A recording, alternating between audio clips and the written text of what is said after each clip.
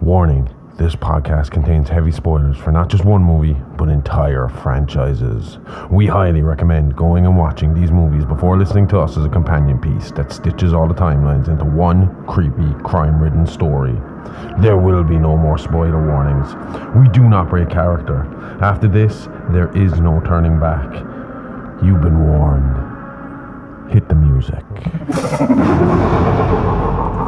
You are talking about the nonsensical ravings of a lunatic mind. It's alive! It's alive! It's alive!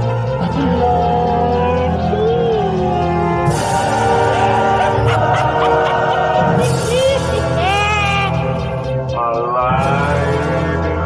It's alive!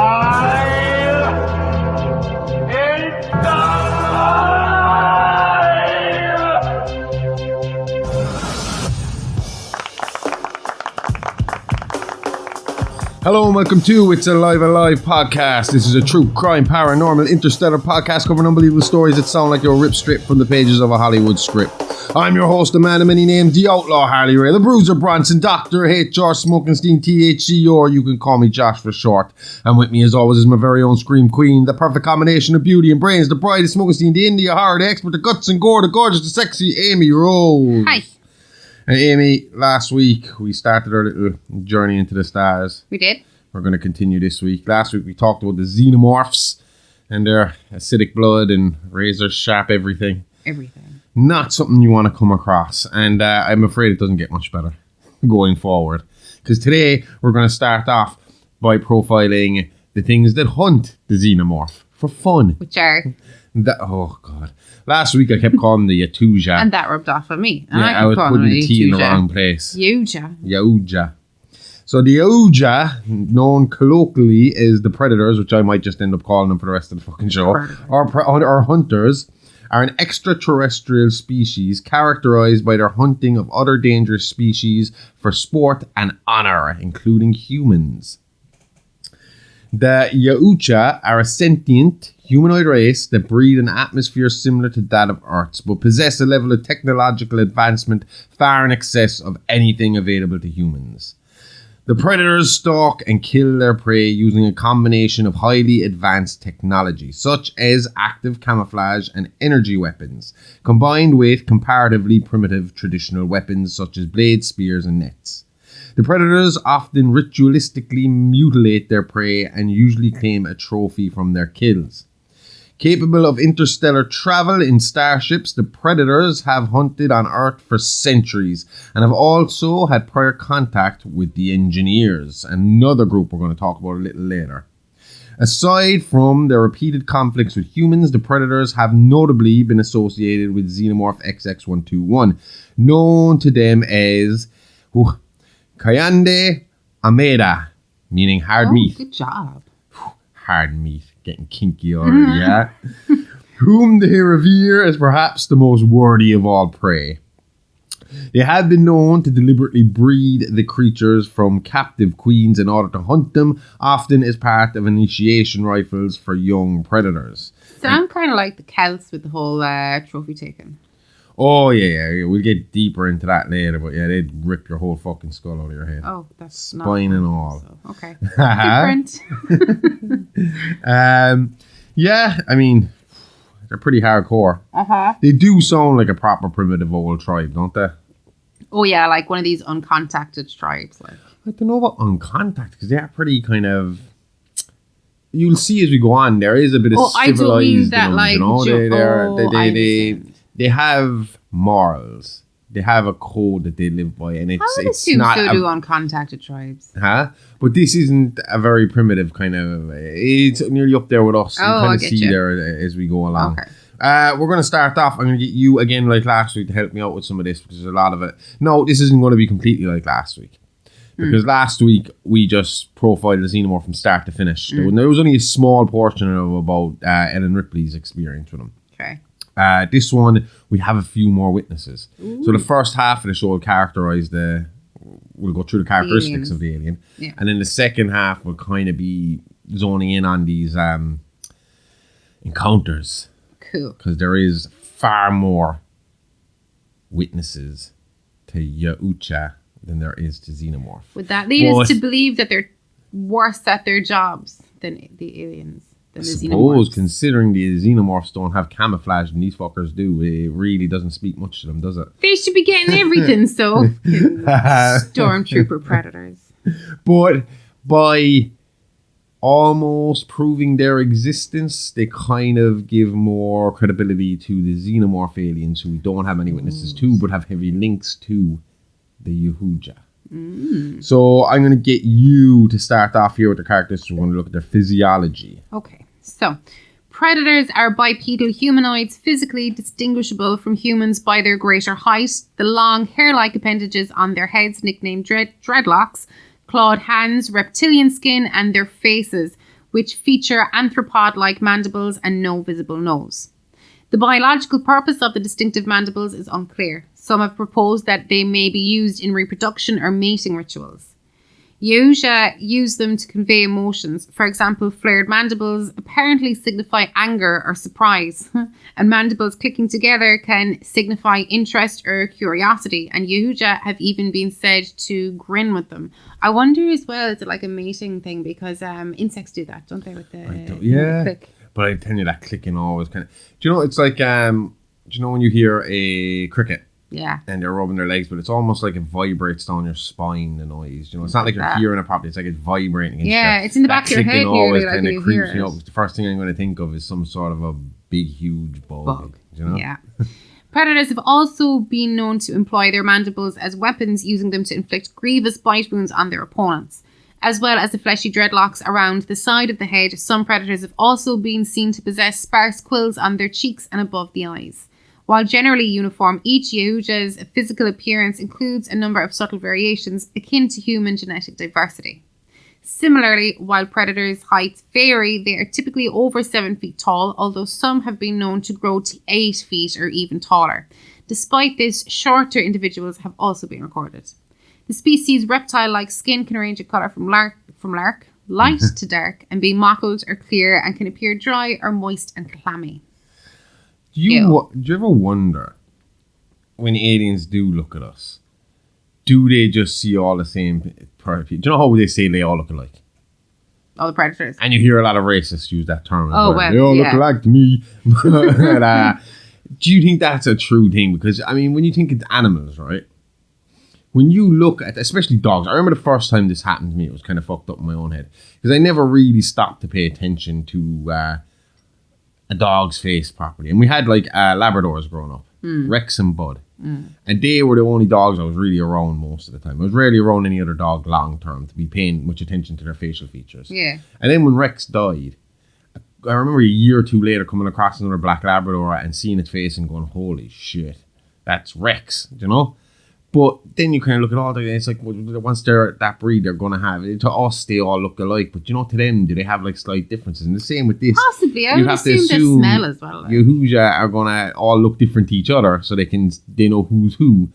But when we look at them, they all look so similar to us because we're not used to seeing that image. Yeah. That to us, we're only looking at the big picture, whereas they're looking at all the little details on their faces. Their brain is able to make sense of the bigger picture. But when they look at us, do they just see the big picture and not all the details that make us different? Possibly. But I would assume if they're very good hunters as well, just like dogs, they'd have like, you know, heightened sense of smells and stuff like that. So maybe they can see somebody in the distance, and maybe where you might be standing off in the distance, I mightn't necessarily recognise you, but they could like sniff the air. This is stupid for me to even say that, because as we get deeper into this, these guys don't even really see the same way we see, so that doesn't make any sense. Do they smell the same way we smell with no noses? I don't know about their smell, but we'll definitely get into their eyesight soon. Cool. So I'm going to have a look at their class, reproduction, and life cycle. So sources on what species class Yautja are the most adjacent to vary. However, many note that they have reptilian characteristics that may be more than superficial. Along with scaly skin, their armor features a wire mesh designed to keep the wearer warm. It is noted to be very uncomfortable for humans, even at the lowest setting. However, some Yautja do not have this mesh, and it may not be that Yautja are reptilian per se, but rather that they are simulating the environment of their home worlds, which are said to be acrid, which is a fancy way of saying it's a barren wasteland. Yep. Yautja are a dual-sex species, though most encounters with humans have been with male individuals. So, yeah, sexism's still alive and well on planet Yautja. So they can be male or female, They're or like they us. can be male and female? No, they're like us. Oh, there's two distinct sexes. Oh, Okay. we didn't say that. We're just saying they go male-female. On Earth, there's many different genders. No, I said sexes, not genders. I said there's two distinct sexes, which is the biological sex. Gender is a social construct. Me. Oh my god! Do you really want to get into it? I accept Anyway. there's many different genders. Anyway, the men seem to be the only ones coming here. The species has a breeding season in which female Yautjas will choose the most skillful males to sire their offspring. Presumably, males return to their homelands for this event, as females do not go off-world as much as males. Young Yautja, called sucklings, are born to females after an unknown amount of time. So we still don't know how long it takes for these guys to, is gestate the right word? Gestate. Unlike the xenomorphs who are, boom, up out of that egg and grown. They have a job, a wife and 2 kids by fucking lunchtime. Gestate makes it sound like you just eaten your child and you're waiting to digest it. Females are shown to have mammary glands, which would suggest Yautja are somewhat mammalian in addition to having reptilian traits. Young Yautja appear to be born live.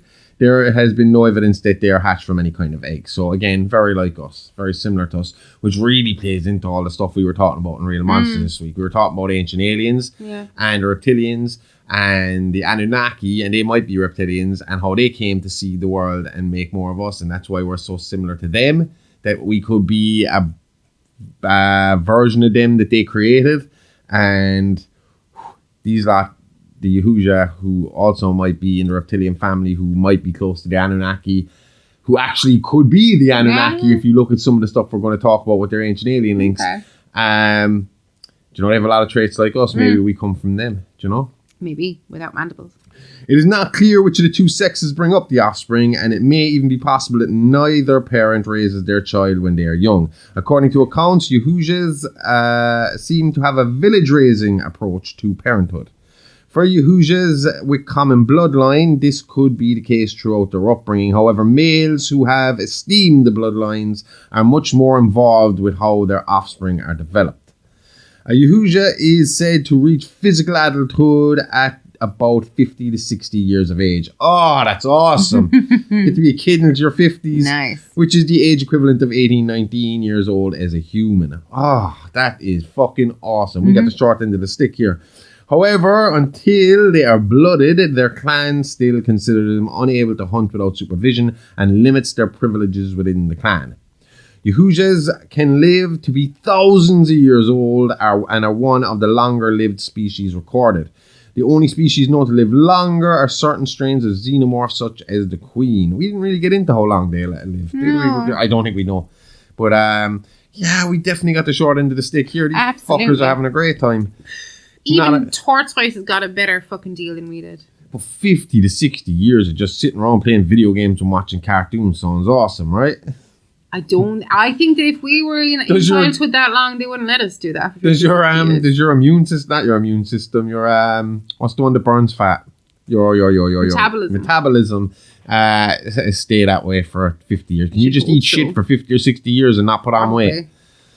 Probably. Hey, no bills for 50 or 60 years, no stress for 50 or 60 years. That is nice. Can I just yeah. What? We don't do, I know we do sex changes, we don't do species changes yet, do we? No, but there are some people trying to turn themselves into lizards, cats, and aliens.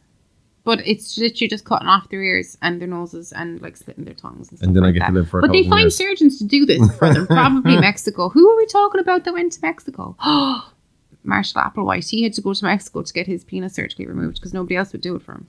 Oh, penis surgically removed? I thought it was just castration. That's just getting your balls taken. I thought they got their penis gone as well because the way for him, whoever they were going to had no outside How do you sexual pee? organs. Straw? I think I've read about this before, and I think Or do they that all have they colostomy bags? no, I think it is like you still have the opening, but while that's healing, you have to have like a little thing inserted into it, so that part doesn't like close over, and then you take that out, and then when you're all healed, you can. Damn, fucking hell. Because I mean, like, if that was the case, then people who went from male to female wouldn't be able to go to the toilet. Hug your children, for fuck's sake. Make them feel better before they go and do something crazy like this. That's all it was. A bunch of lonely nerds looking for friends. Looking for a meaning, a place to fucking exist, you know, to belong. And they thought that by doing this to themselves, Give your the spaceship family a would come hug. and collect them. Right, physical abilities. Why would you want to go to space when you hear about all this stuff? I love space. I'd love to be up there, but with this stuff... Hey, I love the 1200s, but I also like If I'm being going to safe. space, I want to go Red Dwarf style. Up there with those boys would be fine. So, physical abilities. Yautja bone and muscle tissue is considerably denser with greater tensile strength than that of a human, making them highly resilient to physical damage. They are capable of shrugging off and surviving gunshot wounds with minimal or even no medical attention and can endure radiation doses which would be fatal to humans. They are also highly resilient to most bacteria and viruses. They are incredibly strong, easily capable of outmatching a conditioned adult male in unarmed combat or even manhandling xenomorphs with their bare hands. And they can also land blows that can shatter solid concrete, so Superman style. When they land on the ground, it's... Nice. They are capable of tearing a human's head and spine from the body with little effort, while some larger specimens have even been seen to tear a human body in half using only its bare hands. This strength evidently extends to their lower bodies as well, as predators have been seen to jump up to 3 times their own height and are capable of falling up to 10 times their height and landing safely on their feet. Fucking cats. Mm-hmm. They are skilled climbers and in fact appear to prefer moving at height through trees or across rooftops in pursuit of prey, typically jumping from one vantage point to the next. They do sound like cats. They do. See? Right back to Red Dwarf. This is like a version of the cat. Though capable of surviving exposure in Antarctic temperatures for an extended period of time, it seems as though predators have a preference for hot equatorial climax. Fuck's sake. Climax. Oh yeah, hot What's climax, an equatorial baby. climax? Predators like that climax hot. Oh yeah. Climate. According to insiders, Yautja possesses super genetic... I nearly said genital. Fucking hell. Superior God, genetic what's on material. your mind tonight? They possess a superior genetic material compared to humans that, if used correctly, could enhance humanity as a species. Yautja genes are evidently potent enough that when one is impregnated by a xenomorph chestbuster, the resulting creature adopts more pronounced physical characteristics from its host than might otherwise be expected, such as dreadlocks and mandibles, leading to the distinctive Predalien cast. Now, again, the dreadlocks bring me right back, and the fact that these guys are from the Zeta Reticuli area, again, to me, going back to saying, I believe Zeta Reticulans have Barbados accents. Are you literally just basing this off the dreadlocks? No. The way they dress as well kind of looks Barbadio. When they're not in their armour. They got those little kind of... They wear bright colours. In my head, all that... No, topless with the little flap in front, a little piece of cloth in front, the proper old school Oh, you mean like tribal kind of... I'm convinced at this point the dreadlocks just solidify it for me. Yeah, man. Straight to Zeta Reticuli. She covers her face every time I do that. I don't know you. Their blood is luminescent, phosphor green in color, and has the capacity to partially neutralize the acidity, god damn it, of xenomorph blood. It also has been known to bestow significant life-giving properties on humans, capable of extending a person's lifespan well beyond what would normally be possible. See, this is what I'm saying. If we are genetically connected to these things, and that they created us, then wouldn't it make sense that they, since they can live longer than us, they're stronger, they're like a better version of us, that their blood might actually help us along the way, you know, that genetic. True. So I'm sticking by this, man. I think we are all offshoots of these guys. It is thought Yautja may be cold-blooded, hence their documented affinity for hot, humid conditions and the thermal netting built into their suits. So yeah, I don't know. What do you think? Do you think we're Yautja? A very, very small part of us, maybe. We're part of the bloodline, Amy. I'd like those mandibles. They seem handy. They do look cool. I've seen pictures of what people say they look like, and they look pretty cool, to be honest with you. I mean, if I was going to be any alien, it's probably going to be these guys. Probably. I mean, the engineers look pretty cool too, and they're pretty tall. I have a thing for dreadlocks as well. So. Win-win. Okay, we keep going. Here we go. Now we're going to talk about their vision, because I said this to you already. They don't see the same way we do. Predators' vision operates mainly in the infrared portion of the electromagnetic spectrum. They can easily detect heat differentials in their surroundings, but are unable to easily distinguish among objects of the same relative temperature.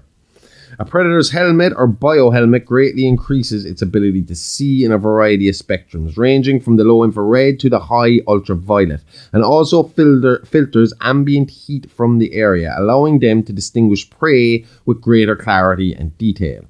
While they are seemingly capable of breathing Earth's atmosphere, they have been known to use some form of breathing apparatus in the event of losing their biohelmet. Despite their numerous physical advantages, humans designated as prey by the Yautja have been able to identify and exploit potential weaknesses in order to fight back. But we'll talk about them a little later when we look at some of the documented cases of predators versus humans and their interactions. Okay. So again, they can breathe our air. They can. You know, they kind of fall into our line of thinking. And even some of their, when I again say like their honor system, the way they work and the way they view prey over normal people and how they see it when they lose and stuff like that, it seems like it's taken a lot from even like when you hear about Japanese kind of ninjas and stuff like that, the way code, they look at how they should act and how they, it seems like a lot of it comes from that. So which again leads me to my the Asians possibly being of alien descent as well.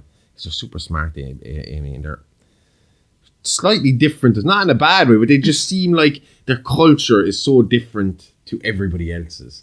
And their technological ability is different to everyone else's. And their work ethic and the way they do everything. I mean, you see these guys when they go into work in the morning, they do exercise. They work.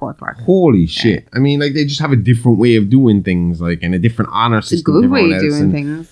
Maybe they came from a different planet. If they do, I want to go there. And they have all the good stuff. Their wrestling is the best. The wrestling is quiet. That is weird. It is very. I will admit that. But well, to be honest, up until very recently, since COVID, they haven't been allowed to cheer. There's been a rule, like. Is that because you're because it spreads through your mouth, through spit and all that stuff. So there was a no screaming rule in the arenas.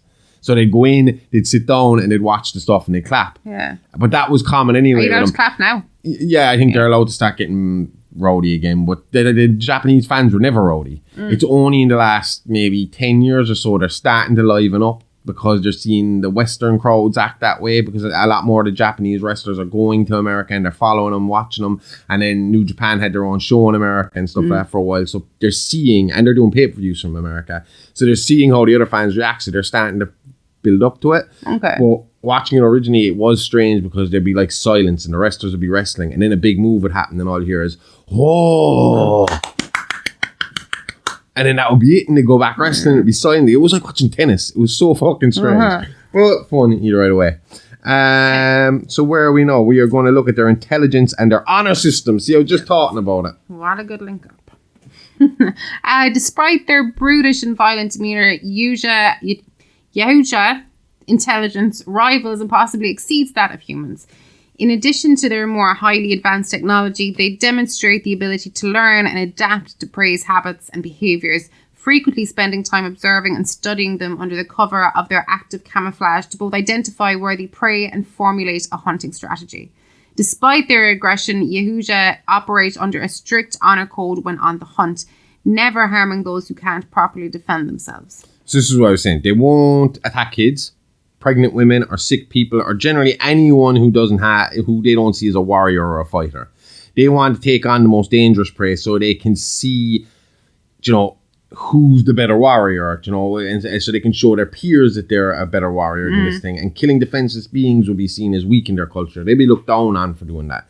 The way we would look down at, same way as you look at a soldier, and if they come in, they say, I have 100 confirmed kills from such and such a war, you'd be like, fair fucks, you're some soldier.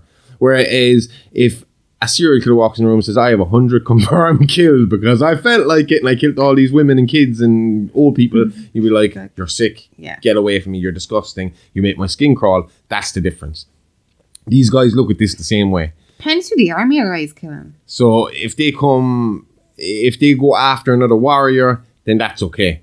But if they touch someone else, like if they came in, let's just say like in our case, right? If they came into the room right now, obviously the way we are, I would jump up and I would try and defend you in that situation. Yeah. But if the two of us just sat here and did nothing, they wouldn't touch us. If I showed absolutely no aggression, yeah, they just walked to through. be honest with you, you'd nearly have to, being the man in the room to them, I would nearly have to curl up in a ball in the ground in the fetal position and show weakness. You know, show like I'm weak, so that they'd be like, it's not worth it. Sorry, You know, yeah. Pathetic. Lie on the ground and wet myself. I'm sorry.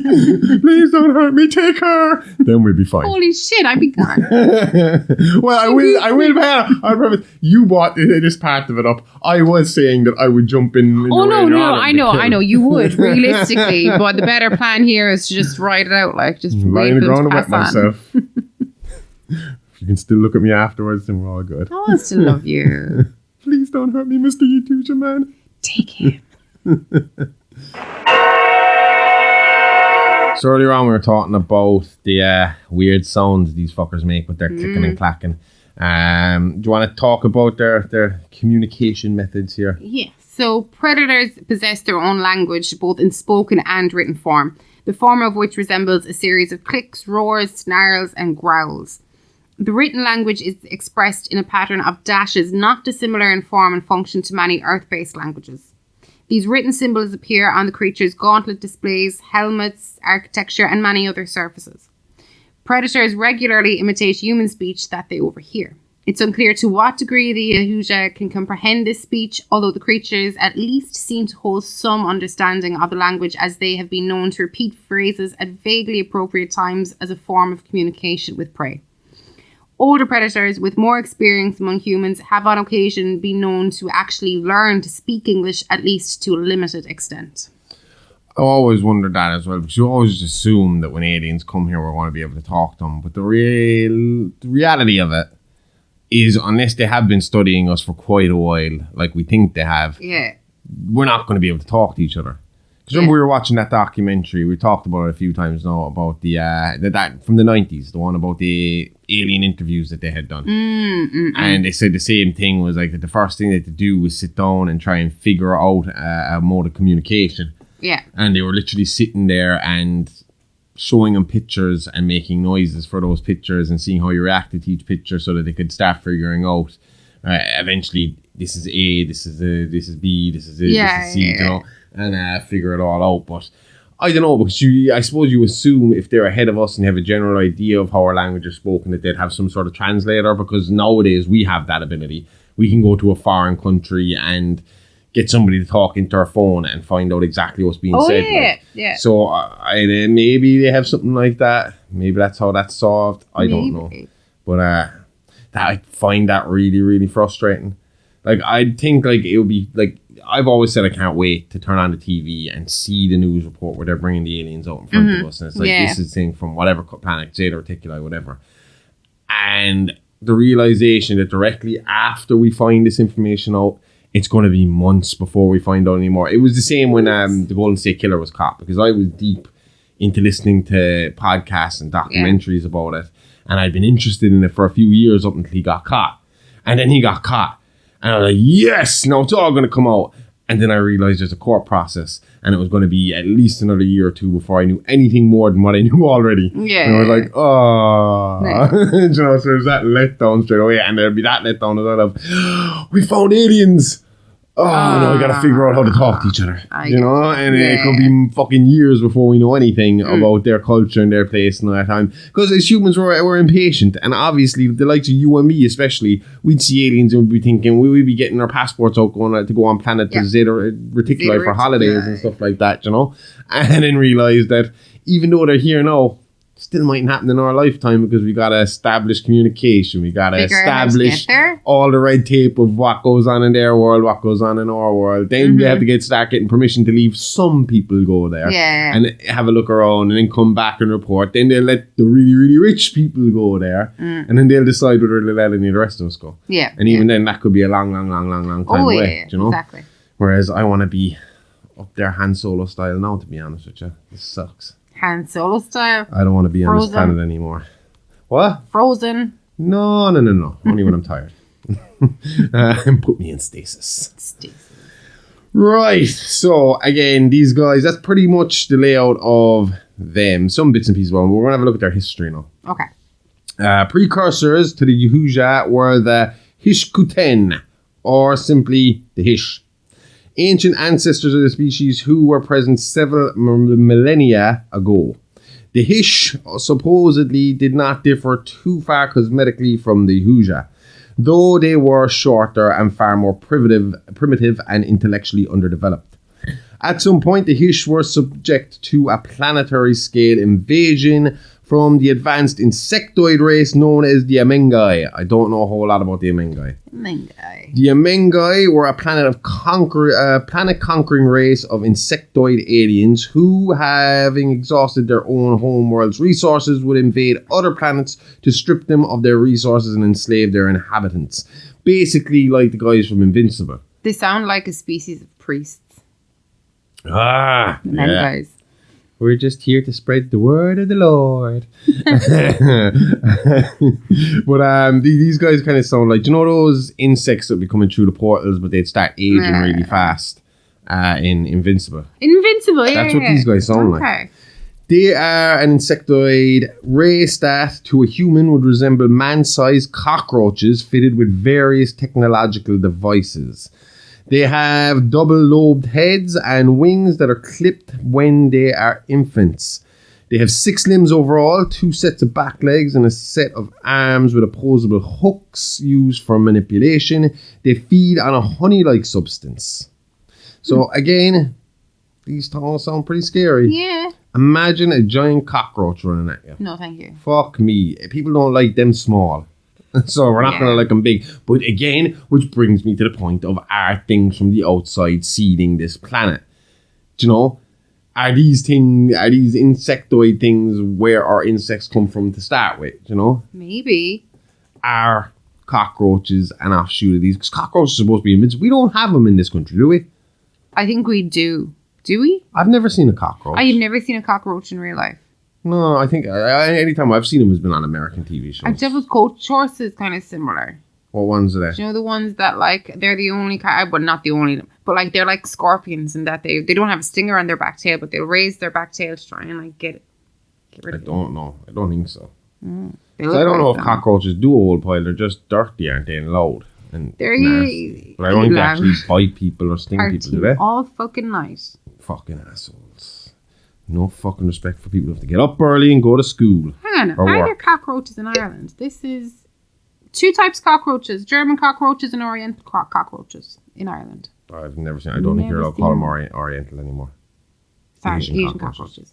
cockroaches. The Amengai. What would you say?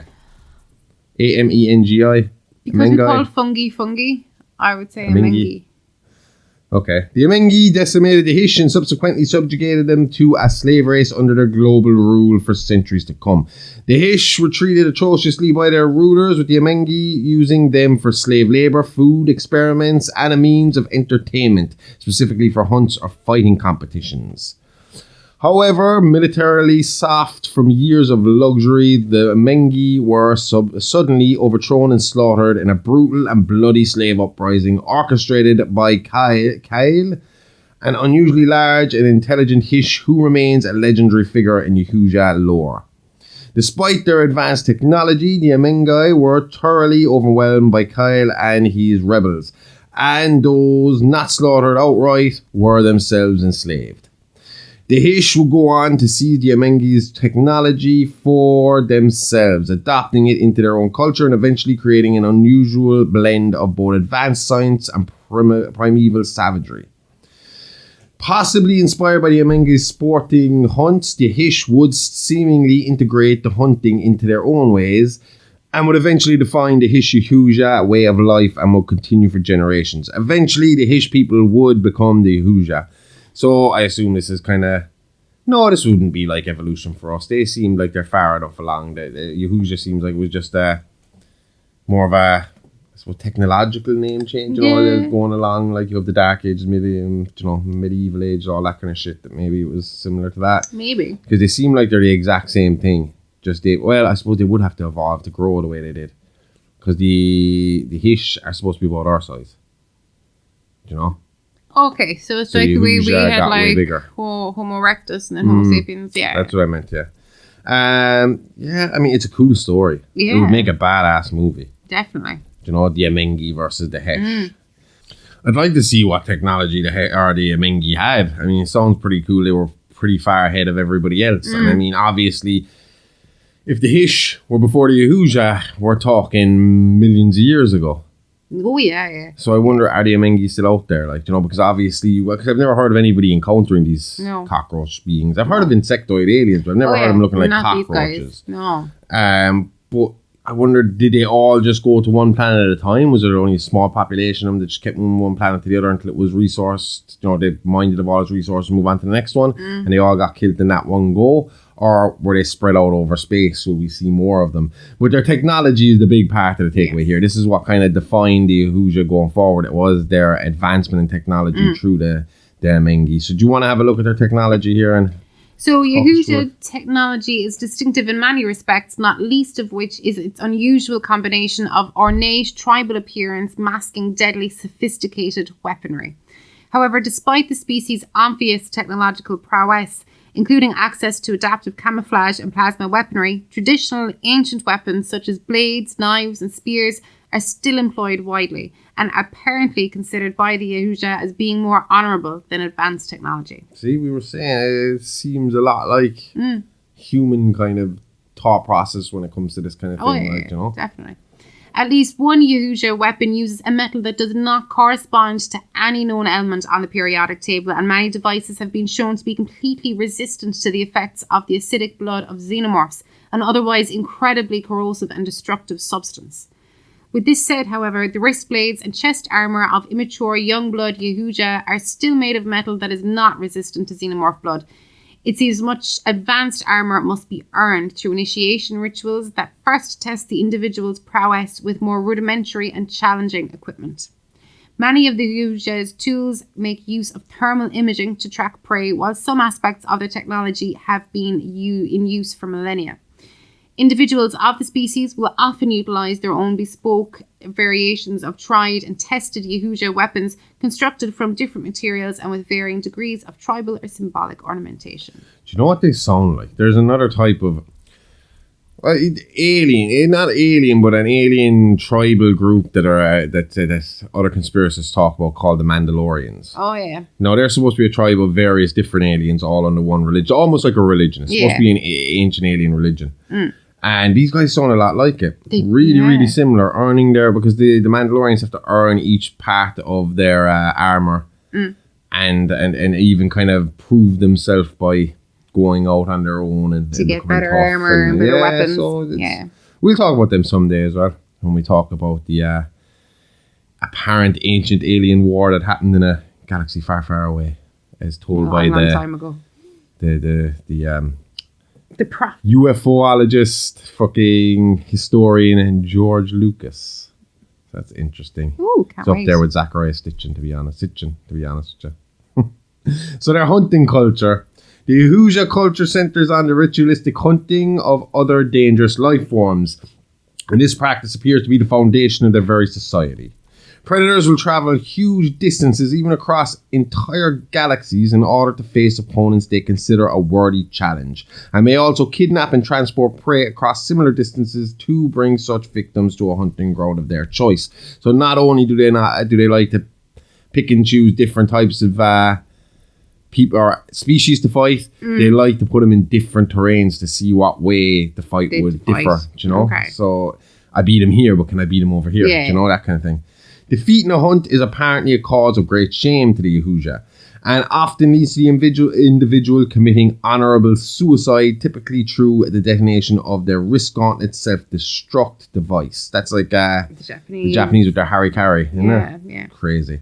Upon their death, a hunting Yautja spacecraft will return to the species' homeworld on automatic pilot so that a record of the individual's hunt, recorded through their biohelmet, may be returned to its kin. The Yautja have a code of honor during the hunt that it expects all members of the species to adhere to on pain of not being seen as a true Yautja, and therefore subject to being destroyed. Therefore, most Yautja are molded around that code, being ruthless but honorable. Okay. So, I mean, there's a bit... look, if you were going to rank best to worst, these guys are probably the best ones to come up against, as long as you're not, like, swinging a gun around or telling them you're going to kill them or fight back, do you know? So their society and population. Yautja society operates a class or ranking system nominally based on an individual's hunting experience or prowess. Their titles include the Unblooded. They're the unrefined hunters of the future. Unblooded Yautjas are young predators who haven't completed basic training. They are or are close to physically mature adults. Most Unblooded and therefore subsequent classes are male, but female hunters do exist, implying a minority of them within the hunting body. So some women get to go fighting. Okay. Young blood. Young adult Yautjas who are yet to be seen as adults and true hunters in the eyes of their clansmates. These hunters are refined enough to overpower a skilled human fighter, however their skill against the xenomorphs varies. Once they kill one, Yautja marks themselves with xenomorph blood, completing their initiation into adulthood. Some clans skip this rank and consider all who complete basic trainings blooded, while other clans require the defeat of a xenomorph, or presumably another sufficiently dangerous target, to be promoted from young blood to adulthood proper. The blooded, these Yautjas, have successfully killed their first xenomorph, and given that it is such a broad title, skills vary. Once a Yautja is blooded, females will begin to pay him mind for breeding purposes, and his rank could deviate into more specific ones. A veteran blooded can serve as adjutant, a second in command for a high-ranked predator. Then, like Earth, we have the elite. Elites encompass the most dangerous of the Yautja race. Same here. They have a skill to take on several xenomorphs at once, including large, dangerous castes such as Praetorians, Predalians, and even Queens. Elites seem to take on some of the more nuanced, lengthy, and taxing problems and missions in the Yautja world. Next one is a leader. A leader is a Yautja who has been selected or volunteers to lead and teach unblooded hunters. They appear to be specialized versions of the elite rank. Then you have the elders, the older, wiser members of the Yautja race. Many of them are clan leaders. Racist. Elders have been known to monitor some hunts, gifting non-predator species with mementos of a good hunt when successful, and we'll have a source for that later. Ancients. Ancients are very old Yautja, some of which are responsible for creating the laws by which the species abides. To this end, they use enforcers to put an end to crime, both within and without the species, especially to hunt down and eliminate rogue bad blood predators who have forsaken the Yautja honor code and brought great dishonor to their clans and themselves. In extremely dire circumstances or a massive insult to the entire species, such as the emergence of a Predalian queen, ancients can join the battles directly. The matriarch. A matriarch is a female counterpart to a clan leader. While clan leaders rule in off-world affairs, matriarchs rule and command Yautja Prime World, and presumably any other world they inhabit. This is among one of the highest titles in the species. So, the mommy is getting the top title. But you see that a lot. We were only watching Vikings lately. Yeah. We love Vikings, the TV show, and we've watched the original a bunch of times and the sequel a few times. Well, we just watched it through as it's been playing. It's just finished. And but in all cases, you do see that like the women usually younger are going out fighting, and then when they get older and they're married and have kids, and the powerful ones, they usually stay behind to run the town, the village, whatever, while the man is off raiding. So, I mean, they had a big part to play in actually I suppose, the politics of how politics were even formed as it went on. Especially local politics, like dealing with your community and making sure everything runs properly. That was all the women, and it seems to be the same here in their thing. And again, which is a very similar comparison, because if you're going to go with the Yautja being similar to anyone, the Vikings are very similar to them in the sense of, you know, their warrior kind of mentality and having to be an honorable warrior and how to exactly, you know. Yeah. So that's the history of them in their own homeland and how their species works.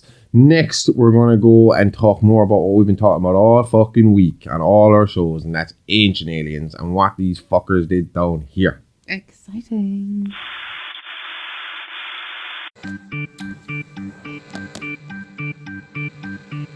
Patreon is alive, alive, live, alive, live, alive. Patreon is alive, alive, horror podcast. Patreon is alive, alive, live, alive, live, alive. Patreon is alive, alive, horror podcast. Hey kids, can't get enough of that blood, guts and gore? Then head on over to our Patreon, where for just $5 a month you'll get exclusive access to our true crime show Real Monsters and horrific history tales from Playing with Bones with Amy Rose, along with early access to our minisodes and ad-free access to everything else. All this and loads more horror-tastic extras from the Horrorverse. So what are you waiting for? Permission? Go nick your parents' card today and subscribe now at patreon.com/It's Alive Alive Pod. Remember, that's It's Alive Alive Podcast, a really, really fake true crime horror podcast. It's Alive Alive, all the guts and gore with none of the guilt.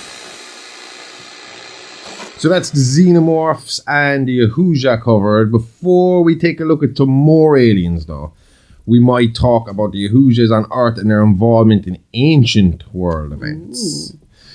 The Yautja have a long and involved history with humans on Earth, dating back to ancient times.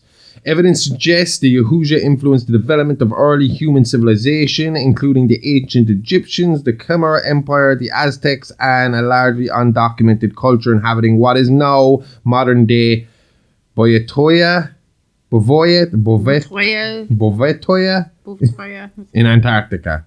Upon their arrival in ancient times, the predators were worshipped as gods by the primitive peoples of Earth, and they in turn taught these early humans how to construct pyramids, explaining why so many ancient civilizations share distinctly similar cultures and architecture. These pyramids and temples were then used as hunting grounds by the Yautja, typically for initiation hunts involving the xenomorphs, which would be bred through the use of sacrificial human hosts that the civilizations would provide. These rites of passage hunts were conducted every 100 years on Earth. Each youngblood taking part would be expected to return with the head of a xenomorph killed in hand-to-hand combat. Were the young hunters successful in these trials, they would use the acid of their foes to sear a clan marking or other symbol into their biohelmet or foreheads. And foreheads. Both, apparently. I thought they'd just stop at the helmet to make more sense. Yeah. On the other hand, should they fail and the hunting grounds be overrun with xenomorphs, the Yautja were expected to activate their self-destruct devices, dying honorably and eliminating all trace of the xenomorph infestation. A predator allegedly traveled to Earth in 2004 to clean up a xenomorph outbreak in Gunnison, Colorado, resulting from a failed hunt in Antarctica earlier that year. So this, along with the stories we've chosen to tell today, have fairly credible sources. There's more here than there was last week with Ellen Ripley and the xenomorphs. In fact, the xenomorphs get more credibility as being real because of the association to the Yautja, which is what I was saying earlier, you know? Yeah. Because we have a fair idea these actually might be around. So the incident in Colorado was well documented. It was claimed that 30 people lost their life in what was deemed a terrorist attack in 2004, which was easy for people to believe 3 years out from 9/11. Now, obviously, at the time, America were going to believe anything that happened on their land where people died in such a huge number was going to be a terrorist attack. It's going to be Al-Qaeda every fucking time, exactly. Right, you know? Now, the other time, obviously, you have to be asking yourself, what the fuck? He came to Colorado from the Antarctic because of a xenomorph. Okay, so this conspiracy theory kind of came from two events. One being the terrorist attack in Colorado, and the other one being, you're into archaeology, so you might have heard about this. you hear about the kind of pyramid temple they found in Antarctica buried under the ice? Really deep under the ice. Yeah. And they went down and a few people got killed in the whole journey and a few people survived. Basically, conspiracy theorists online say that this was one of those pyramids built for the purpose of hunting. So when you look at the pyramids, I was already asking you last day about Egyptian pyramids and why they were so complicated inside, because I was like saying to you, you know, the amount of time it must have taken to build them, and they're so complicated and all the bits and pieces. The reason they were so complicated apparently was because it was supposed to be a hunting ground. Yeah, and they were running, you know, there were places for it to hide, there was places. It was to make the combat more fair as well for the xenomorphs against the predators, like they would have this kind of fair battleground. But this was found obviously in Antarctica in 2003 and 2004, and then you had these 30 people die in this terrorist attack, and conspiracy theorists claimed that this was related because it was an American team that went to the Arctic to go down there, and they claimed that they brought them back to try and clear out these xenomorphs, and that's when but there was predator sightings by people at that terrorist attack too, so you don't know. It's hard when it's quiet. Maybe it is just the fact that lizard people have taken over the government, and they were there to clean up a terrorist attack. Huh? Well, at least they were cleaning up afterwards. And technically, it is a terrorist attack if the xenomorphs come after one. They're trying to terrorize and attack a bunch of people in Colorado. That is very true. Not just from a different country, but from a fucking different world. Coming to our world, sleeping with our women. Taking our jobs. Sleeping with the fucking predators. Xenomorphs. I'm pretty sure it's an alien attack. And you, apparently. That was a hypothetical question that was put to me. Okay, so the first piece we are going to cover is from the 1980s, and it is about a Vietnam War vet turned special ops leader named Major Alan Dutch Schaefer. This guy is a no-nonsense military type with a spotless elite military record, so chances of him making up this are slim to none. Okay. So, yeah, this guy is straightforward, straight and narrow. These guys, we were even saying, always make for better witnesses. Yeah. Because he's the kind of guy that didn't believe in aliens to begin with. This is like the Betty and Barney Hill thing. He's got a high job, making these kind of claims. We'd see him in a loony bin rather than... just fired. Yeah. But we were talking about Betty and Barney Hill, how Betty was a social worker, Barney was high in the civil rights activism, and these kind of claims could harm Barney when he was trying to talk up for black rights. You know? Yeah. And here you have a similar thing where this guy has a spotless elite record. Like, this guy is sent in for the hardest of the hardest jobs to be seen, to never be seen, never be known he was even there, like, you know. Yeah. And he's coming out going, well, we saw something fucked up. The best way to tell this story is from a news report I read online on the subject. It's from the Wiki Times and was published in late 1987, not long after the incident, and is a full account of events is given by Major Schaefer. So I'm reading the article here, so if it sounds a bit disjointed, it ain't me. Okay. And I'm going to be reading it out as if it was the article. Okay. But it's the best way to find it, because what happened here was, this is one of the early versions of his story.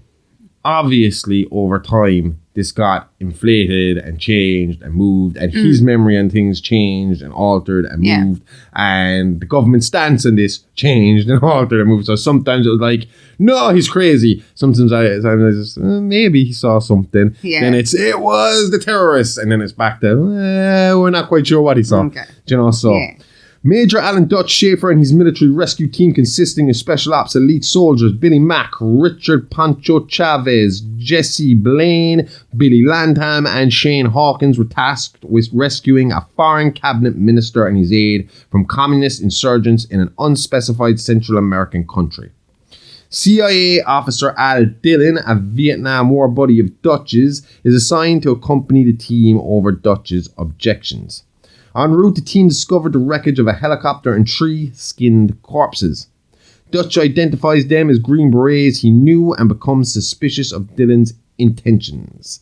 The team reached the guerrilla camp and witnessed the execution of a hostage. They mounted an attack themselves, killing most of the rebels and several Soviet intelligence officers. Dutch says he confronted Dillon, who revealed their true mission was to stop a planned Soviet-backed invasion, and that the CIA sent the Green Berets weeks earlier for the same mission. The only surviving gorilla, Anna Carrillo, was captured by Dylan for later questioning. Learning that more rebels were coming, the team chose to trek to an extraction point. Unbeknownst to them, they were stalked by an entity employing a cloaking device and thermal imaging technology. But a spooked Billy glimpsed it, creating a situation where Anna attempted to escape. Hawkins caught her, but the creature attacked and killed him while sparing Anna. So this is where they realise early on, when this is one of the first modern sightings of Yautja. Okay. You can look, and if you read it the right way, and if you look at it, it's the same as all the ancient alien stuff. If you look at the hieroglyphs in the right way, and you look at the scripts in the right way and change things around, it's possible for them to be around. But I mean, like, there is apparently Native American accounts of what could have been a Yautja that was hunting them, that they were fighting with. There is accounts in the Civil War. There's accounts in Japan. There's in their early history. So, I mean, they do show up around time. This is the first time this is accounted in a modern era. Okay. Do you know? Yeah. So, Dutch organised a search party, but Blaine was killed by the creature's plasma cannon. Enraged, Mac provokes everyone to blindly fire their weapons into a jungle, unknowingly wounding the creature. As it administers first aid to itself, the commandos regrouped and realized that they are being hunted. Dylan believed the gorillas were responsible, but Billy was adamant that their pursuers were not human. They made camp for the night and set traps, which were triggered by a wild boar. In the ensuing confusion, the creature stole Blaine's body. So again, this is where they kind of start to realize that this thing keeps trophies.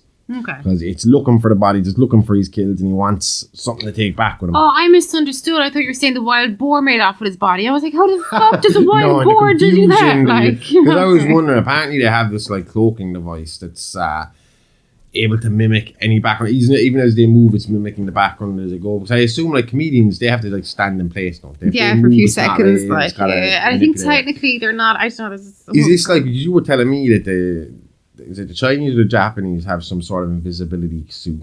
Yeah, like it's Invisible Man. That's all. That's the concept of it. Cameras, exactly that. Like, it's kind of, do the way the flip phones have the screen now. Like, it must be that kind of technology where it's a wearable screen, kind of like molds. Like, I wonder, is that what they're using? Maybe. As well?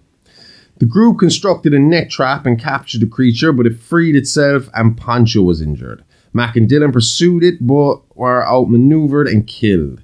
As the survivors fled, the creature quickly caught up with them and killed Billy and Pancho. Realizing it does not attack unarmed individuals, Dutch made sure that Anna was left unarmed and told her to get to the chopper. He attempted to distract the creature by fleeing, but was followed to a muddy riverbank and covered in mud. The creature failed to see him and left to collect trophies from the others. This, Dutch said, was his kind of eureka moment when he realised that the cool mud provided camouflage for his body heat. So that meant that the Yautja, who we have discussed already, needing this infrared stuff to see, was blind them, like, you know. Okay. So after crafting makeshift traps and weapons, Dutch lured the creature into an ambush the following night. He lightly injured it and disabled its cloaking device before the creature fired wildly into the forest. Trying to escape, Dutch accidentally fell into a river where the water dissolved his muddy camouflage. As the creature cornered Dutch, he removed its mask and plasma cannon to fight him hand to hand, having deemed him a worthy opponent. So that's the thing, right? They'd already been in a battle. Mm-hmm. So like I said, he's not going to fight an unarmed man, but he's also seen this guy's a warrior. We've been fighting back and forth, but he's got no weapons. No, I have no weapons. No, it's a fair fight again. Let's go, you know? No, I call it a fair fight, but I mean, no matter how good of a soldier this guy, he's still going up against a 7 foot whatever or crazy technologically advanced, lizard creature. Exactly. So, overpowered, Dutch decided to goad the creature into booby traps that he and the crew had laid about early on, It spotted the trap and went around it, but Dutch triggered another trap with a counterweight, crushing the creature. So basically, Home Alone style, this guy had a big fucking branch looking thing, block of wood up high in the tree, and once he knocked it off, it would come down and smash him. Looney Tunes got this guy. Nah, not that the military. This is a Wile E. Coyote plan. Mortally wounded, Dutch decided to mercy kill it, but asked the creature first what it was, to which the creature surprisingly repeated the question back to him. He understood what he was asking him back. Well, this is the thing, they don't know. They know that they're able to mimic us at times. So if they hear you say a sentence, they might store that and use that sentence in your voice over and over again to try and lure someone towards them, like, you know. Okay. But then in other cases, there's people say that they've been able to have conversations with these things, you know. So it depends, I suppose. The creature then activated its self-destructive device, imitating Billy's laugh as it counted down. Upon realizing that it had done, Dutch ran away and barely escaped the massive explosion. Dutch was rescued by an extraction helicopter with Anna already safely on board. That was in the newspaper. I mean, I don't mean to judge, but it seems like a very cold article and it's not very descriptive. Like, yeah, Wiki Times is like that, all right. But it's still pretty popular. Yeah. Kind of. But again, I mean, like, everything you're reading here, it's crazy. It's mental. But this guy seems like a really reliable source. He really gets into it. I've seen him in video interviews around that time, and they're a bit better. But like I said, as they go on, they get a bit more strange. I think this was the earliest known account I could find of it. Okay. Which I decided to go with because it would make more sense. You know, it's your earliest early account. kind of point where you can really remember the shit. Undiluted as well by other But saying stories. that, then again, maybe it wasn't. Maybe he was so traumatized he wasn't giving all the details and they all came back to him bit by bit later on. You'd have to decide for Maybe. yourself and Yeah. watch and see what you think. But still pretty fucking brave to go up against this thing, isn't it? Mm-hmm. I mean, I think I'd just keep trying to find a way out rather than take it on because, well, I'm not an elite soldier and I wouldn't have any idea how to make fucking traps and stuff like that to kill this Well, now bastard. we know how to get away from him. Yep. Lie on the floor and wet yourself. I'll just cover yourself in muck. I got one. And it happened in 1997 in Los Angeles. A cop by the name of Lieutenant Mike Harrigan gave a detailed account to the media after. So he claims that during a red-hot gang feud between heavily armed Colombian and Jamaican drug cartels, a warrior who he says matches the description of Major Schaefer descended on LA, choosing to test its skills on the warring rival gangsters. And I would like to point out at this point, it didn't match the description of Major Schaefer. It was the but matched description that he gave. Yeah. No, I know you didn't mean it like that. I just realised as I was reading, I was like, that sounds like it just looks like this Dutch dude. So just go with it. As Harrigan was already on the case with the cartels, he naturally came into contact with their hunter. Harrigan, not knowing at the time that once the gangsters were all dead, the Yautja would claim its trophies and leave, decided to track down and kill the beast before its attention left the criminals and made its way to good, honest people. Harrigan claims that after a lengthy chase, a back and forth battle took place with Harrigan, eventually getting the better of his alien challenger on board a Yautja transport vehicle. Harrigan actually gave a detailed description of the ship and was the person to verify the predator kept trophies, having said he saw human, animal and what looked like an elongated lizard-like skull now believed to belong to the xenomorph. He also had this old antique flintlock pistol believed to be manufactured in 1715. He says the pistol came into his possession after he defeated the Yautja, and he said after the beast died, more appeared in front of him on the ship. They picked up the dead alien and began to disappear again, presumably using their cloaking device. Then an elder Yautja threw up the gun at Harrigan before disappearing himself. He claims he then passed out and woke up alone in the location where the ship used to sit. How fucked up would that be? You'd wake up and you'd be like, was that a dream? Was that real? Until you see the gun in your hand. And then you'd know. But yeah, what would you be thinking after beating one of them and suddenly a bunch of them appear? You're like, yes, I beat him. Invincible. It is like when you think you're beating the final boss and then the boss dies in the game and another bigger one turns up. You're like, balls, not again.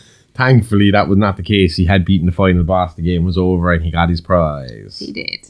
So next up is a story that's a little murkier in terms of whether it's real or not. Okay. Unlike the other two events, which had credible witnesses and news coverage surrounding them, this next one really is a massive government cover-up, do you know? Okay. So this account comes from former US Army Ranger sniper Quinn McKenna and is much more recent, happening in 2018 in an undisclosed area in the States. McKenna claims he was on assignment with his team on a hostage retrieval mission when they came into contact with a Yautja.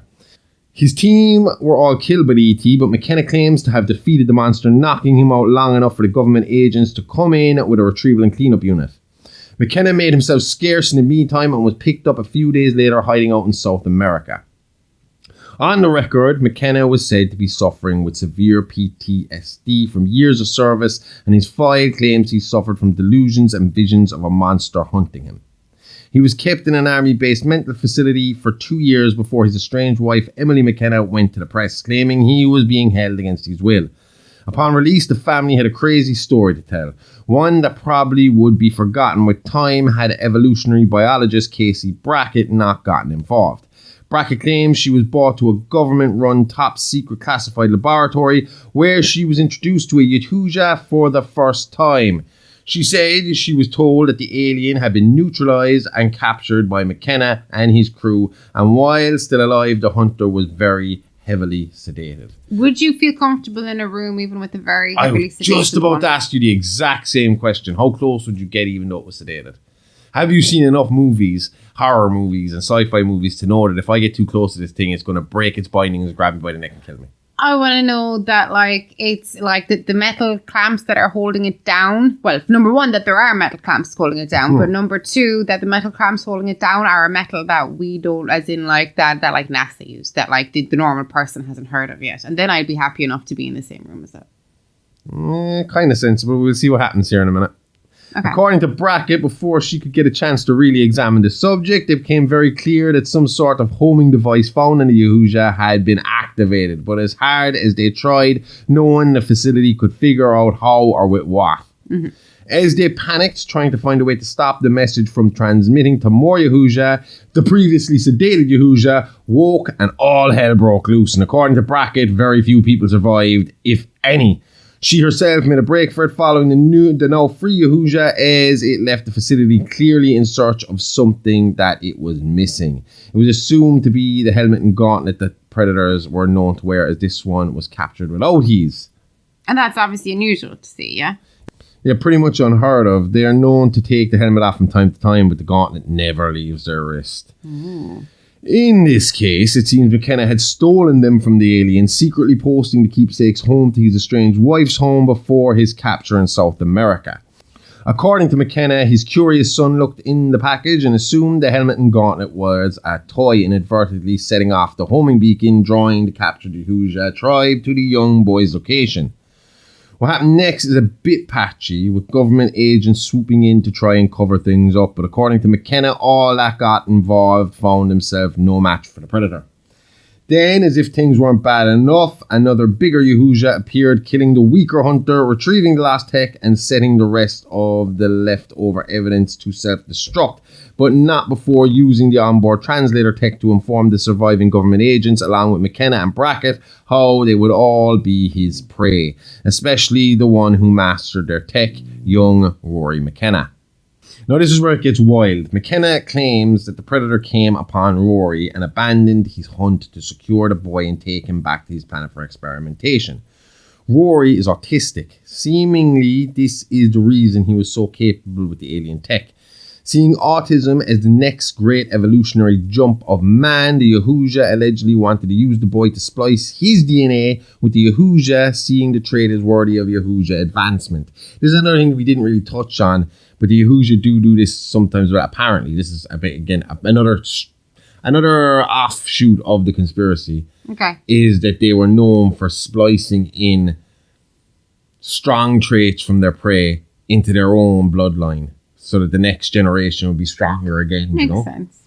McKenna claims the predator had Rory on the ship and had taken off when he and another rogue soldier named Gaylord Nebraska Williams, Nebraska his nickname because apparently he didn't like the first name Gaylord, which is a weird first name. I prefer that to Nebraska. Huh? I prefer that to Nebraska. Well, Nebraska was his nickname. Oh. Because he was from Nebraska and he preferred it to being called a Gaylord. Okay. Even if I was gay, I wouldn't want to be called a Gaylord. Where did the name Gaylord come from? Such a weird name. I prefer Gabriel if you're going to go down that road. Gaylord is actually from the Middle English Gaylord, which means brave, strong, or valiant, and it also means lively or gaily dressed. I mean, it's cool. Yeah, the meaning behind the name is cool. I just don't like the actual name itself. And that's nothing against homosexuality. It had nothing to do with that. You know, like I say, Anything ending in Lord. it just sounds it's just something about it. Anyway, McKenna and Gaylord, Nebraska Williams managed to board the outside of the spacecraft as it was taking off. After trying to breach the ship's safety features, McKenna claims that Nebraska, feeling the pair were in a situation they were unlikely to survive together, made the ultimate sacrifice, throwing himself into the ship's engine fan, causing the ship to crash land. Fuck me. Yikes. This guy dived into the engine fan to make it crash. I presume you'd go instantly. Oh yeah, you're mincemeat instantly, you know. At this point, it is stated that Casey Brackett arrived at the crash scene, and together the pair used the Predator's own weapons against them, killing him. Soon after, they said another government cleanup crew arrived, taking the heroes, Roy McKenna and the alien tech, into custody. That would be terrifying. That would be the other side of why I'd be afraid. You know, if an alien landed in our back garden right now, I will be afraid to disclose that in case they decided I had seen too much. Oh yeah. See you later, Josh. So I think it would be easier to just keep it quiet. Absolutely. Now this is where it gets even sketchier. From 2020 to 2022, Quinn McKenna, his family, and Dr. Casey Brackett were outspoken about this event, with books, documentaries, and movies all in the pipeline. Then in 2022, it all suddenly dried up, with all involved pulling their support from all projects and suddenly denying the Yautja confrontation ever took place. What's interesting to note is this all coincides with the trio being seen on classified US Army bases. It's believed in conspiracy circles that the government couldn't figure out the retrieved tech, the biology of the alien, or how to combat them should they return. Quinn was allegedly hired for combat consultation, Rory to reverse engineer the tech, and Brackett to work with the Yautja's body. All three denied this and claimed the whole thing was a child's story that got out of hand. So what do you believe? It is weird to have a kid reverse engineering this stuff, but do you think that's true though? Do you think the idea of autism being the next evolutionary step because of their ability, no, obviously certain types of autism, because some of it's extreme and next to impossible to do a whole pile of anything with, and it's terrible. It's awful to see. I've worked with them, and they're the nicest kids, they're the funnest kids, and they're just when you see them struggling, it's hard. Yeah. And then you see the other side of it, the more Sheldon Cooper type of autism, where they're just so intelligent, so quick, so thing. Do you think that side of it is the next evolutionary jump? I don't think you can say that yet, because it's only started to be diagnosed properly in the last few decades. But if you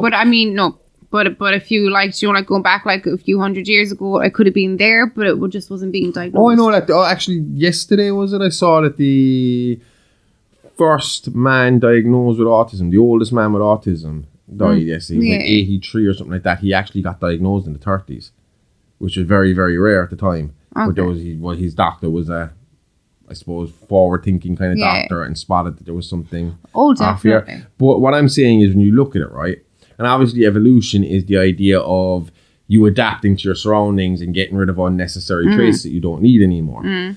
So with the rise of machines and technology, I work in a factory. I can tell you that robot arms are taking over for the actual heavy lifting of the man. And in time, factory workers will just be there to oversee that the machines are doing the job correctly. Is it just a case of our bodies saying, well, right, we don't need to be as physically strong anymore, but we need to be smarter? Are we switching off one side to switch on the other? Is it starting to boot more towards this intelligence factor? Because you obviously see in some movies and in sci-fi stuff, in the future, we're always kind of shown as having huge heads and being able to talk through telepathy, which are traits that are seen apparently on grey aliens. So again, which brings me to the thing of, are we from outer space? Have we just been seeded here? But that's my thing, is autism the next step? Is that where we're all going? Are they just the ones that are getting there a bit earlier than us? Maybe. It's interesting. It'll be interesting to see how it develops, how the research develops on it. So since 2018, there has been no sign of Yautja on Earth, with some believing that this is because of our advancements in tech, making it harder for them to hide and hunt undetected by government officials. Others say it differently though. They claim that just like Eisenhower in 1954, former President Donald Trump met with the Yautja to work out a peace treaty. So we were talking about Eisenhower, we talked about on Real Monsters this week.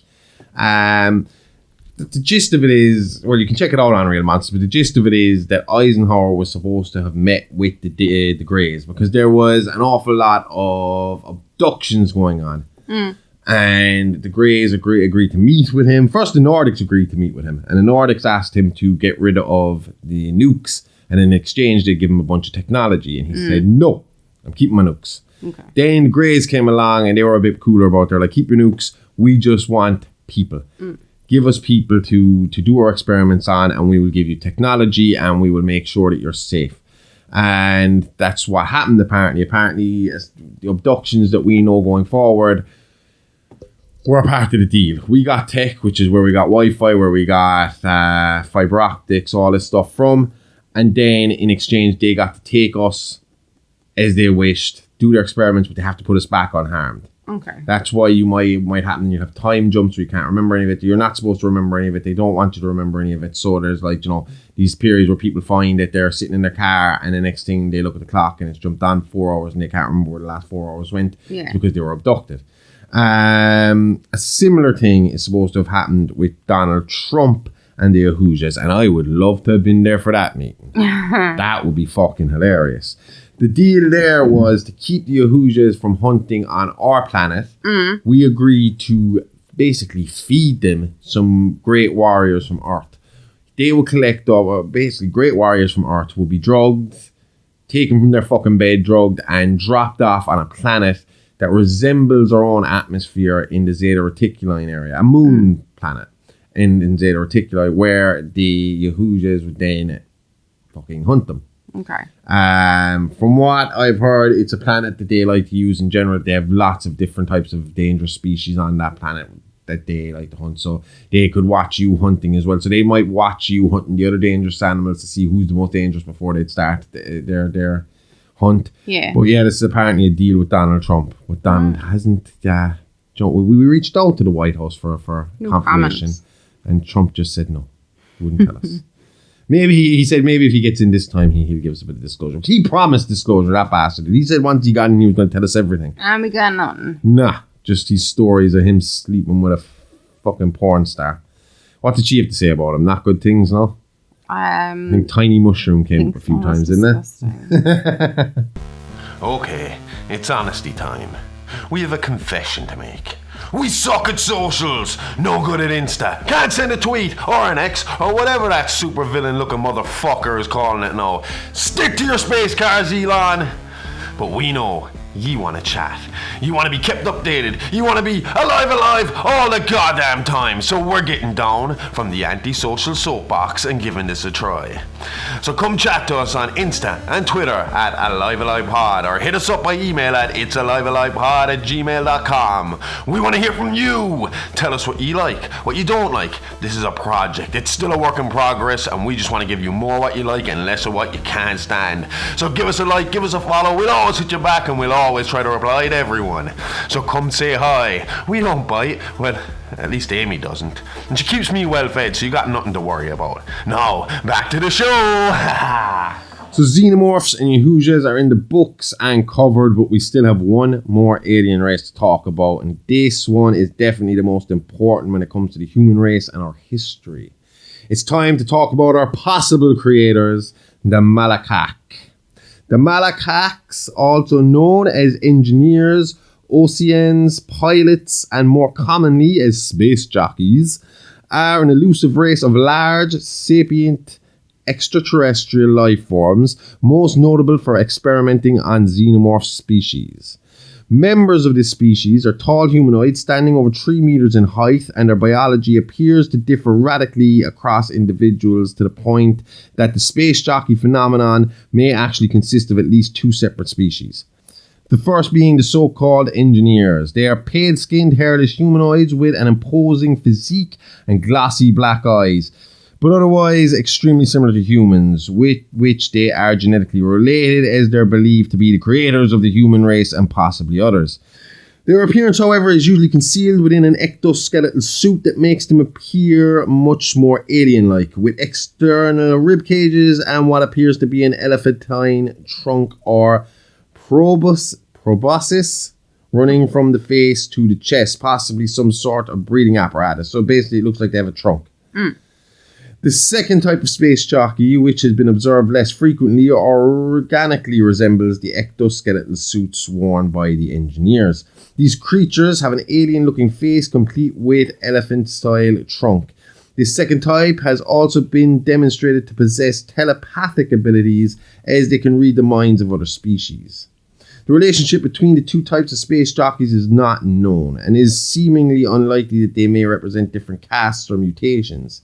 Instead, the radical divergence in their biology implies that they're actually separate races, which adds to the possibility that the elephantine telepathic jockeys may have been the progenitors and or sponsors of the human-like engineers, explaining why the latter would wear suits that make them look like the former. This, however, is mere speculation, and the two kinds have never been seen together. The so-called engineer-type space jockeys have displayed superhuman strength and durability, enough to kill adult humans with a single punch, shrug off close-range gunfire and plasma blasts, and overpower adult Yautja. Little is known of this race, though it is now known that they possibly created the xenomorphs, or more specifically a mutagenic substance that could have led to the creation of the xenomorphs, and have the same DNA as humans, proving that they had a hand in our creation as well. It is also possible that rather than one creating the other, they lived alongside the xenomorphs. This is supported by images of what appears to be xenomorphs featured on the walls of a temple on LV-223, suggesting that they already know of and may have somewhat respected or even worshipped the xenomorphs. The mutagenic substance and the design of their suits and ships could have all been derived by experiments on xenomorphs.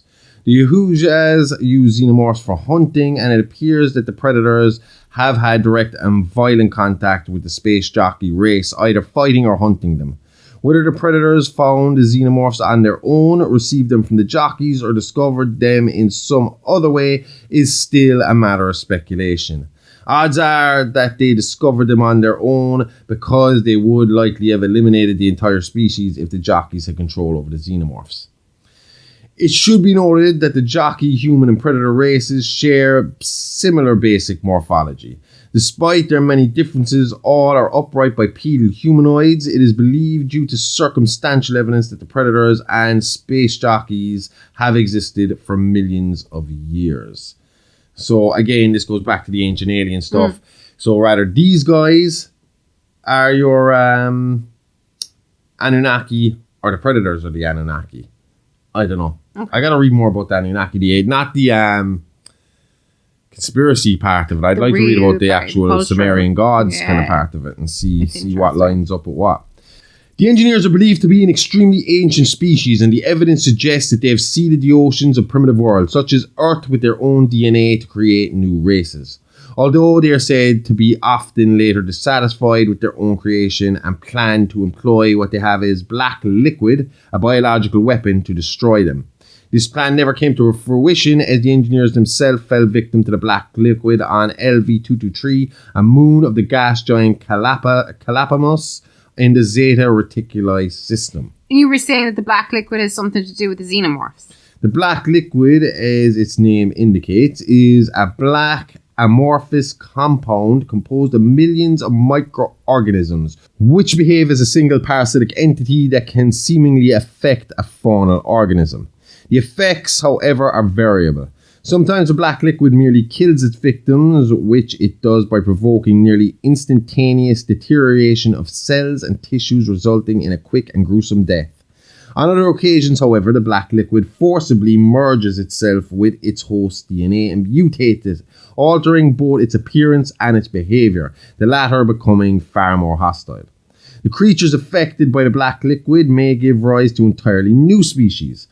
Organisms mutated by the black liquid exhibit incredibly aggressive behavior and seem to be instinctively drawn to attack other life forms, including their former brethren. These individuals possess enhanced strength, physical resilience, and regenerative properties, being capable of withstanding multiple gunshots. They may also develop traits typically associated with xenomorph biology, such as the characteristics of acidic blood of the species. This leads to the belief that the chemical comes from experimenting on xenomorphs, but it is also strongly suspected to have something to do with the birth of the violent species. So I'm not 100% sure, to answer your question in short. I don't know if they made the xenomorphs or if it comes from the xenomorphs, but it is heavily linked to the xenomorphs. Okay. So yeah, I mean, the only thing that really links these engineers to us is, again, that pyramid in the Arctic that we were talking about that was buried deep down under. Yeah. And there was some drawings on the walls there and statues that they found that could link it to this.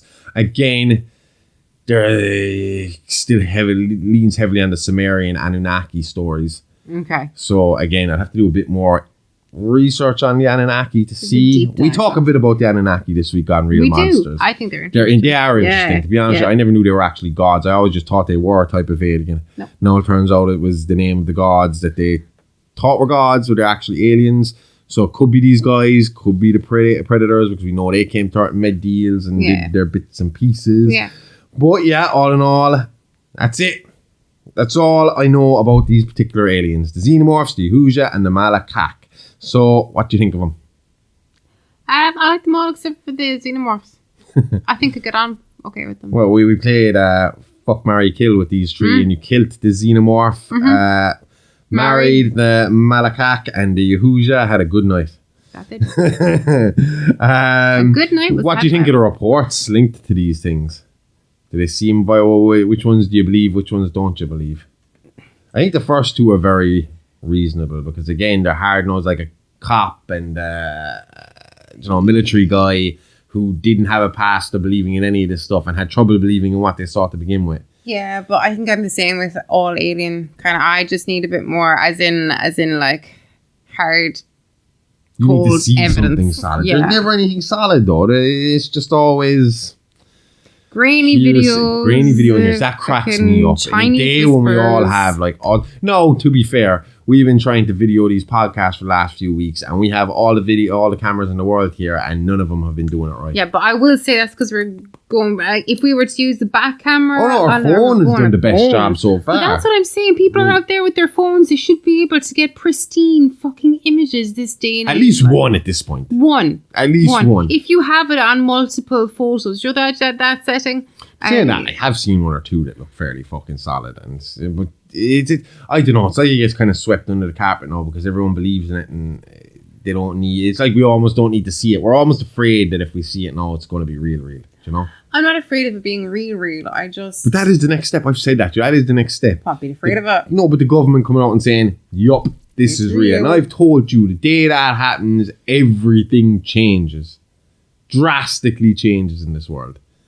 We could just life as we know it will cease to exist. Religions will change. New religions will form. Allegiances will change. You know, everything gets different. Our history changes. Our history doesn't change. It does from the history books. What if it turns out these people actually have been going? What if all the ancient alien stuff is true? What if they have been coming for fucking decades, you know? Yeah. Everything we know, every bit of progression we've made, it's all different then.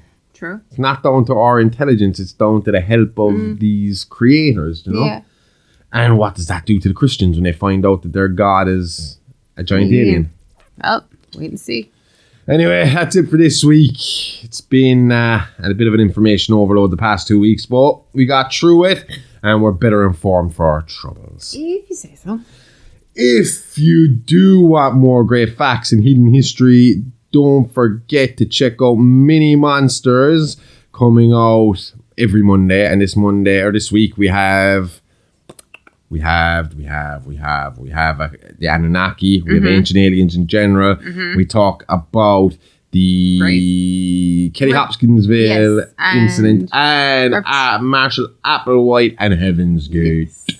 And then we have a big chat about it on Real Monsters, which came out on Tuesday on Patreon. Mini Monsters is available to the public for free on Patreon. No, you can get that on a feed on Spotify. It's just above this episode right now in our bio.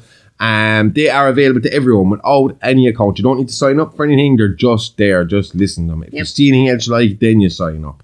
And you get that for 7 days. 7 days. And then we come looking for our money. Not your life, just your money. Okay? All good.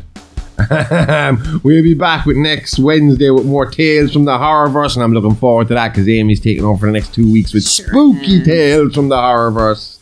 It's a Live podcast, all the guts and gore with none of the guilt. See you all next time, same Live time, same Horrorverse channel. Okay, love you, bye-bye. Love you, bye-bye.